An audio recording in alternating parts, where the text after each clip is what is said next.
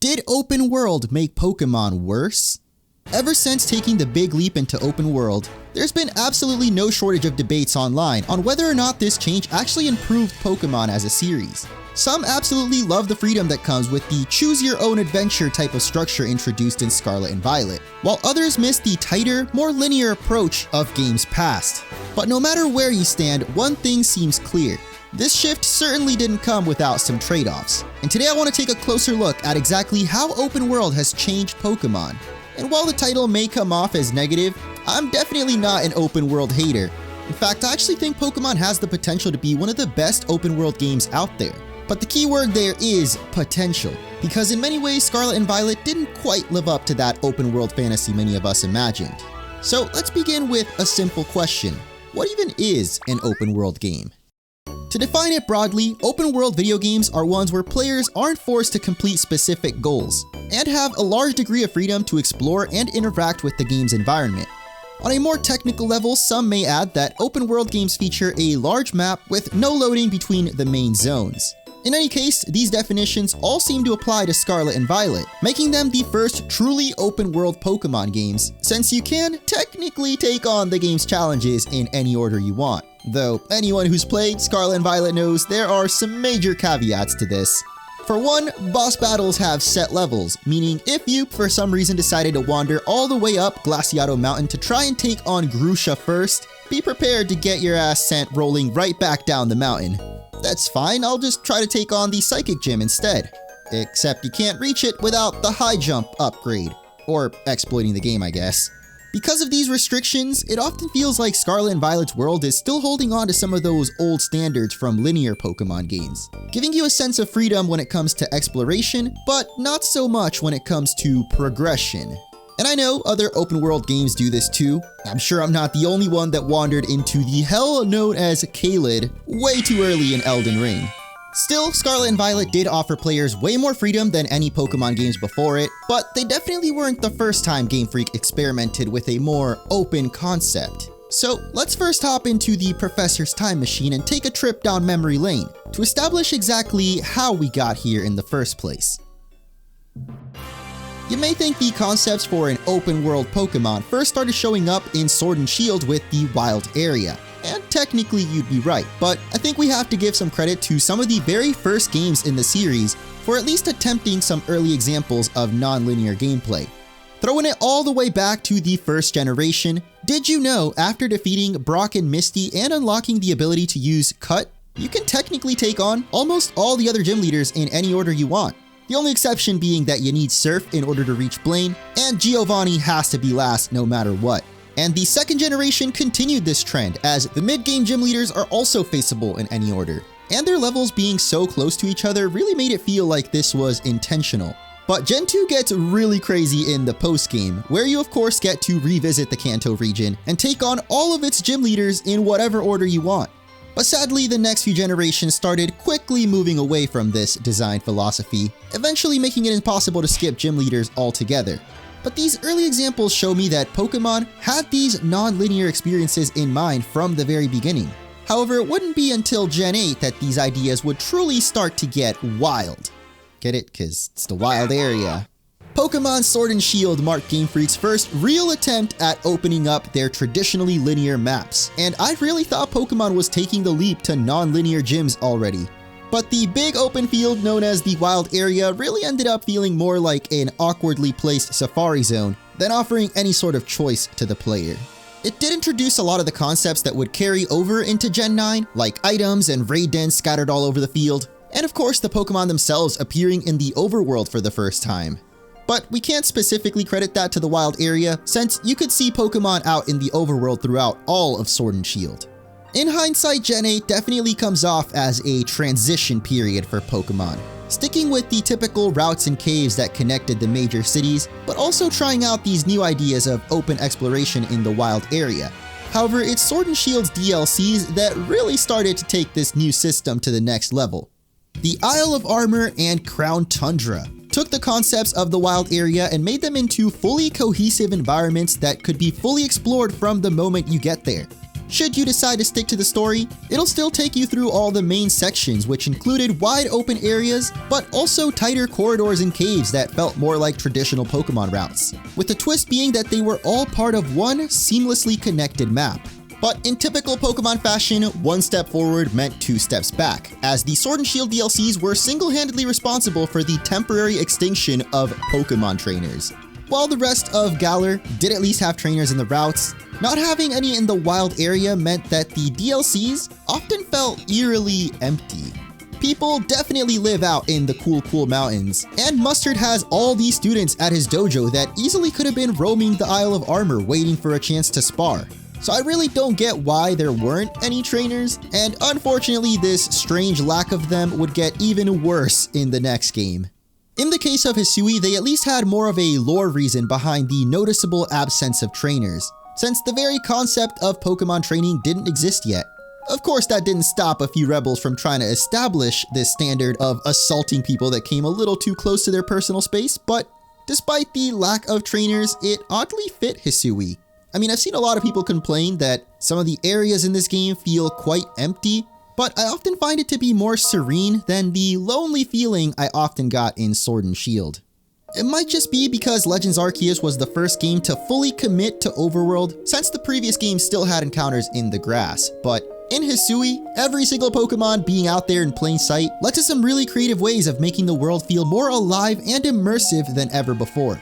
But as much as I enjoyed thoroughly exploring the open zones of Legends Arceus, it wouldn't be fair to call it an open world yet since they weren't all seamlessly connected. But as we all know, bigger doesn't always mean better. Which finally brings us to Pokemon Scarlet and Violet. Without a doubt, the biggest change open world brought to the Pokemon formula was the ability to choose your own path. By giving players the freedom to decide which gyms, titans, or team star bosses they wanted to take down first, you really get the feeling that this is your own unique adventure, perhaps more than any other Pokemon game prior. And this was from the very start one of Scarlet and Violet's main selling points, except of course, they didn't put level scaling in the game. A lot of discussions online make it seem like level scaling is this sort of cure-all that will fix all the problems with this new system. But I'm not entirely convinced it's that simple. Making every single trainer and wild Pokemon scale to your level or based on how many story objectives you completed sounds good on paper, but would also remove that sense of progression that's core to RPGs. Legends Arceus is a perfect example of this, with the alpha Pokemon being way too powerful to take on when you first start the game, but that leads to an extremely satisfying feeling when you finally come back, powerful enough to absolutely destroy them. For that reason, I think level scaling would make sense for gym leaders and bosses, but maybe not so much for the wild Pokemon. Thankfully, Scarlet and Violet already has a solution for this, as you can often encounter groups of wild Pokemon led by a more powerful evolution. But taking a look at their levels, you'll realize that they're either the exact same or even lower sometimes, which I guess makes sense. They're still evolved, so they are technically stronger, but what if these evolved Pokemon were always higher level, even in the early areas of the game? And the reverse could also be true, with lower level Pokemon spawning in later game zones, giving players even more freedom to build their teams regardless of which area they choose to explore first. But besides wild Pokemon, I definitely agree level scaling would have been a huge improvement to the trainers and especially boss battles. And the craziest part might just be that we've been teased with this idea since way back in 2013 with the Pokemon Origins miniseries. The first episode follows Trainer Red from the original Gen 1 Pokemon games going through his Kanto journey, and upon reaching Gym Leader Brock, we're shown that he actually has multiple teams ready to use against challengers of different skill levels. And this again ties back to the early games in the series kinda hinting that they wanted to take a non-linear approach, and maybe the tech just wasn't quite there yet. But now it is, and I totally agree that level scaling would have made a world of difference in Paldea feeling like a true choose-your-own-adventure kind of region. However, level scaling is far from the only issue holding back Pokemon's open world from being as great as it could be. But before we dive any deeper, I want to give a huge shout out to Tokyo Treat and Sakurako for sponsoring this video. Let's start off with Tokyo Treat, and perhaps appropriately, this month's box is all about animals, so you know Cheese had to be here for this one. The deer from Nara! I actually went there, it was so cute, but also kind of terrifying. This month we've got salted caramel Kit Kat, no way! How did you know that just from seeing that? Oh, I see the salt now.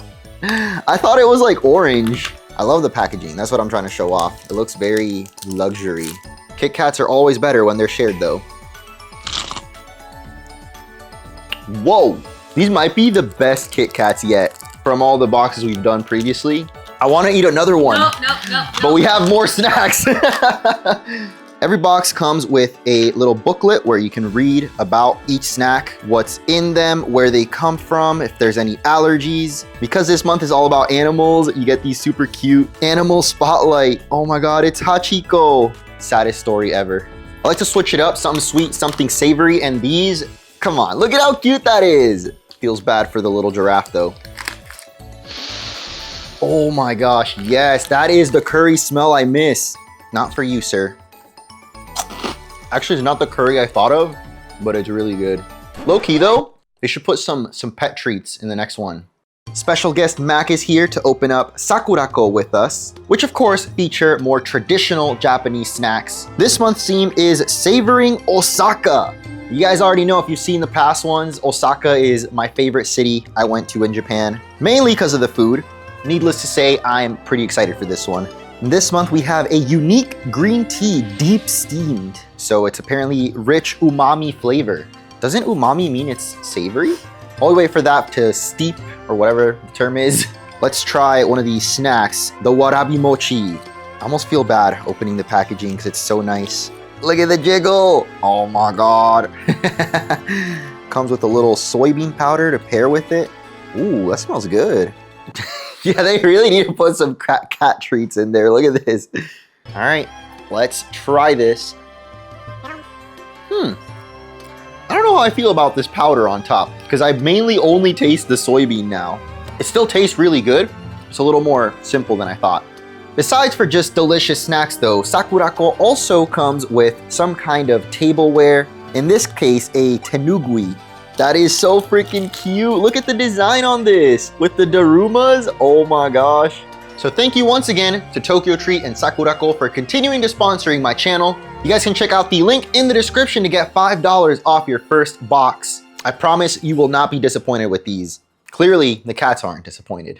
Now, let's get back into the breakdown. And if you thought this whole video was going to be me complaining about Scarlet and Violet, well, surprise, mother mucker. Because next I want to get into some open world changes I actually really liked, starting with the Pokemon themselves. I already mentioned that Pokemon appearing in the overworld technically started happening even in Sword and Shield's more linear routes. But considering every game since has continued to elevate this mechanic, I would say this change goes hand in hand with the open world transition.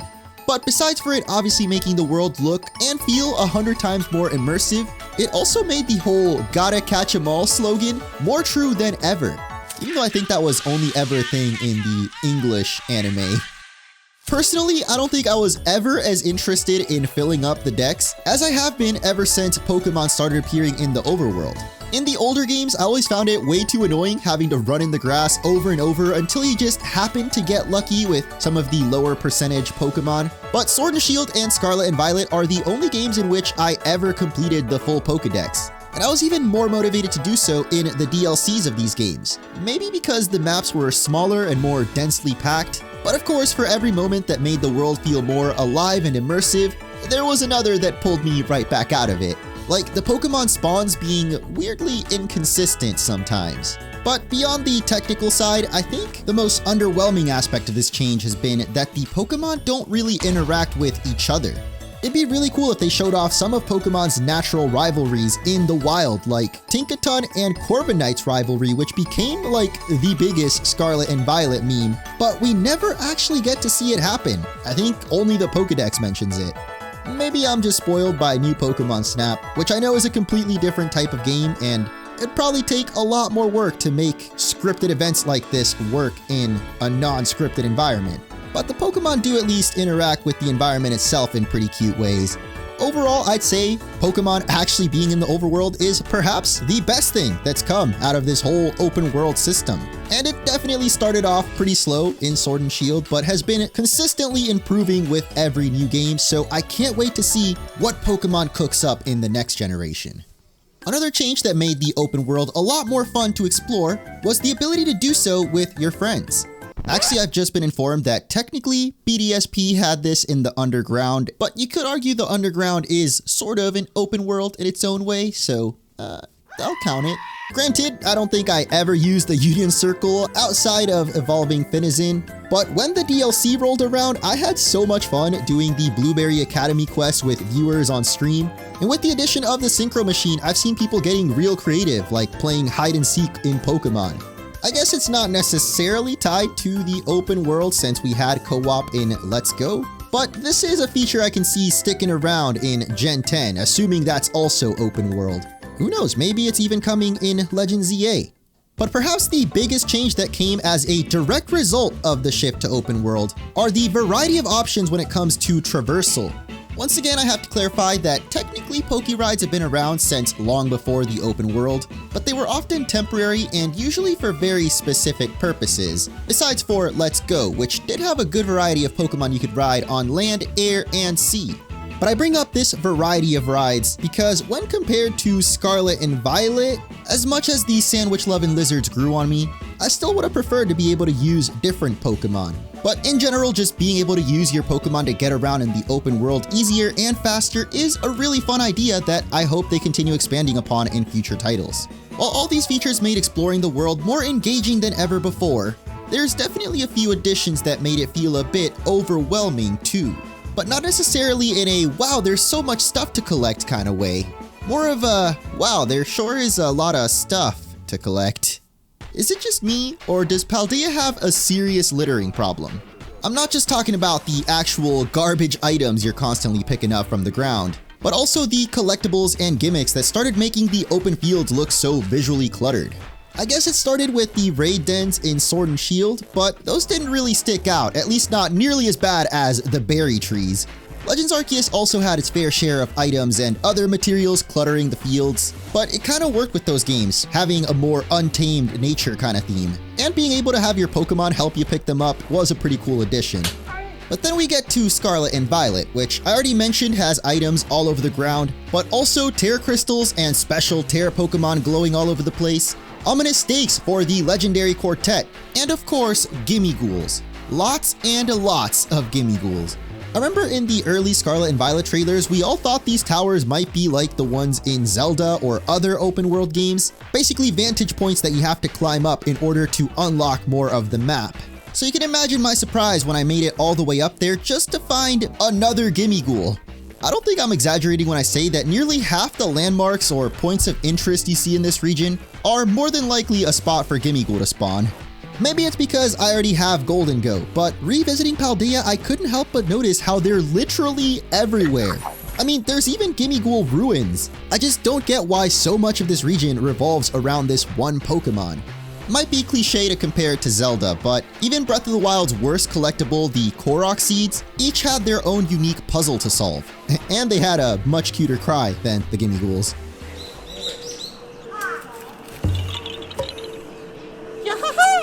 In Scarlet and Violet, it kind of feels like the challenge just is finding the thing. And maybe it's just my own issue, but for some reason I can't resist wanting to grab every single thing, which eventually starts feeling a lot more like a chore than exploration. So far, you've probably noticed that even a lot of the aspects I think were positive gains from the open world still have a lot of improvements that could be made. But next we're finally going to get critical and take a look at the cost this open world came with. I've somehow managed to make it this far into the video without mentioning the biggest hit Pokemon took with the switch to open world. Having absolutely no loading between all the provinces and cities in Paldea is quite impressive, especially for Pokemon standards. But this of course came with Scarlet and Violet having the most abysmal performance of any main series Pokemon game by far. I try to avoid talking about the game's technical shortcomings as long as I could because it just feels like beating a Spectrier at this point. But while replaying the games to get footage for this video, I just couldn't ignore them. Hopefully with Scarlet and Violet confirmed to be getting an update on the Switch 2, we will at least get some of these issues fixed. Like, I'm not expecting 60 FPS, obviously, but at least the slowdown would be nice to see improved. At this point, even my grandma knows Scarlet and Violet had more than a few technical issues. So let's move along to some of the features we actually lost with the switch to open world. Perhaps the most frequent request I see from fan discussions online is for Game Freak to bring back what some would call dungeons. This term comes from older RPGs like Dragon Quest and Zelda, which quite literally had their heroes venturing through dungeons. But in Pokemon terms, this more broadly refers to areas like Viridian Forest, the countless caves you explore throughout the series, and even less traditional examples like the many evil team bases you take down. These dungeons give players a break from the main path and were often trickier to navigate than your usual routes, rewarding players who take the time to dive deep and explore every corner. Ironically enough, it feels like Area Zero, by far the most linear part of Scarlet and Violet, is frequently praised as one of its best areas. And I'd like to imagine it's not just a coincidence that it feels the most like the dungeons of old. It delivers a sense of immersion that I feel like the rest of the world really struggled to match. To me, Area Zero highlights just how much bringing back dungeons could impact the pacing of an open world adventure, but they don't necessarily have to be story related to have this impact. Imagine if instead of finding the 20th Gimmighoul Tower or Ruin, you instead found a mysterious cave full of powerful dragon tamers, and after defeating them all get rewarded with a TM like Draco Meteor. Or that autumnal forest area in the top right of Paldea that's pretty much useless could have had a haunted mansion that you can explore to discover Spiritomb. Naturally, discovering interesting landmarks like this and being rewarded for exploring them should be the main goal of even having an open world, and is, in my opinion, what Paldea was lacking the most. Thankfully, some of the areas in the DLC seem to be getting closer to this dungeon-like feeling, so I really hope they continue down this path in the next open world game. But dungeons aren't the only interiors lacking from the vast landscape of Paldea, because another request I often see in fan discussions is for players to be able to enter buildings again. Which is weird because I thought I was the only one that liked invading the privacy of literally every single household in other Pokemon games. Even if most of them had nothing but a few lines of filler dialogue, it was always the promise that eventually there'd be that one house with an NPC that gave you an item that kept you wanting to check each and every house. Technically, there's a few buildings that are implied you enter, like the clothing shops or drugstores, and in those cases I think it's fine that there's no actual interior since it removes having to load and reload the entire open world, which does take a pretty long time. And I promise this is the last time we'll compare to Zelda, but taking a look at how Tears of the Kingdom handles buildings, I was actually shocked to find they're already loaded in as part of the open world. I don't know what kind of sorcery they use to pull this off, considering it's also on the Nintendo Switch, but hopefully Pokemon can take a page from their book and bring back being able to randomly break into people's houses in the next generation. Slight side note, but still related, did anyone notice that there's a strange lack of buildings anywhere outside the cities? I definitely remember older Pokemon games having at least one random hermit who set up a move tutor out in the wilderness. But ever since going open world, I guess literally everyone migrated to the cities, leaving the open fields feeling strangely devoid of any civilization. Besides the trainers, I guess. And speaking of trainers, they've perhaps suffered the biggest loss since the shift to open world. It technically started with the wild area in Sword and Shield, which only featured a single trainer throughout its whole vast landscape. But it wasn't until the Isle of Armor and Crown Tundra where I truly started to feel alone in this vast wilderness. Luckily, trainers returned in Gen 9, but with the new twist that they're completely optional. You might not know, but you can actually beat the entirety of Scarlet and Violet without facing a single random trainer, which is so strange considering one of the most well-known mechanics people associate with Pokemon is that when trainers' eyes meet, a battle is coming. But not in Paldea. Even though they've been made optional though, Scarlet and Violet at least had a reason to want to fight trainers, as you could find these league representatives to task you with beating a certain amount of trainers in any given area for a reward. And I must admit these rewards are actually pretty decent, ranging from some of the best held items to actually useful TMs. It's almost like they knew players would just walk past all of them, and added these NPCs last minute to say, "Are you sure about that?" However, it is weird that trainer battles barely give more experience than wild Pokemon do, and with most trainers having just one, rarely two Pokemon, it really feels like a waste of time even fighting them when there's no extra incentive involved. Thankfully, Legends EA seems to be making trainer battles more important and tense again, even bringing back the classic eyes meeting way of engaging in them. finally, I want to talk about one potential feature that I think could have elevated Scarlet and Violet to be one of the most engaging and rewarding Pokemon games ever. And it's kinda weird they didn't implement them since they were such a huge part of the game right before it. I am of course talking about side quests, or in Legends Arceus referred to as requests. And though a lot of them were pretty generic, like gathering random materials for an NPC, there were a lot of really unique ones too, that would add a lot of personality to these NPCs, making them feel like they're actually part of this world, as opposed to the often robotic feeling citizens of Paldea. I'm honestly baffled at the lack of side quests in Scarlet and Violet, especially considering how many materials and other useless items you're always picking up. Really the only quote-unquote side quest I can think of is this random guy that'll trade some materials for Charcadet's armor. Unless you count the classes back at the academy, I guess, but like, come on. In combination with some of the other mechanics I mentioned, like bringing back dungeons, there is a lot of potential for side quests to make the open world a lot more memorable. I mean, literally play any other open world RPG and you'll see that the side quests are often even more fun than the main story. If I can offer one glimmer of hope though, it's that the Scarlet and Violet DLCs did have a lot more engaging side content to do after the main story. So let's wrap things up by taking a look at how the continuously evolving formula of Pokemon could shape the future of the series. Throughout this video, I keep coming back to the idea that Scarlet and Violet's open world isn't necessarily bad because of its design or layout. In fact, there are plenty of unique looking areas and memorable landmarks across Paldea. But the tasks you do within them often leave you feeling quite underwhelmed, both with how simple they are to complete and the lackluster rewards they offer. Unless you're going for 100% Pokédex completion or hunting for specific shinies, most areas in the game give you little reason to return. And I guess you could argue that's always been the case in Pokemon games, but while it made sense to just keep going forward in the more linear games of the past, an open world should continue to inspire curiosity. And for some, the random items littered all over the place might just be enough, but I can't help but want more from my favorite series. The base is already laid out to create an engaging, satisfying adventure. It just needs that little bit of extra attention to detail to really make it all work together. There's been rumors circulating out there about our next big Pokemon journey being some kind of island hopping adventure, which could really work to Game Freak's benefit, as they've clearly shown themselves to be better at designing smaller, denser areas, and with these islands not having to load all at once could vastly improve performance of the game too. Throughout the series' history, Pokemon have shown that they take a pretty long time in adapting to new ideas, but at this point it'd be their fourth game with open world elements, so maybe they've gained enough experience to finally level up and evolve their next open world.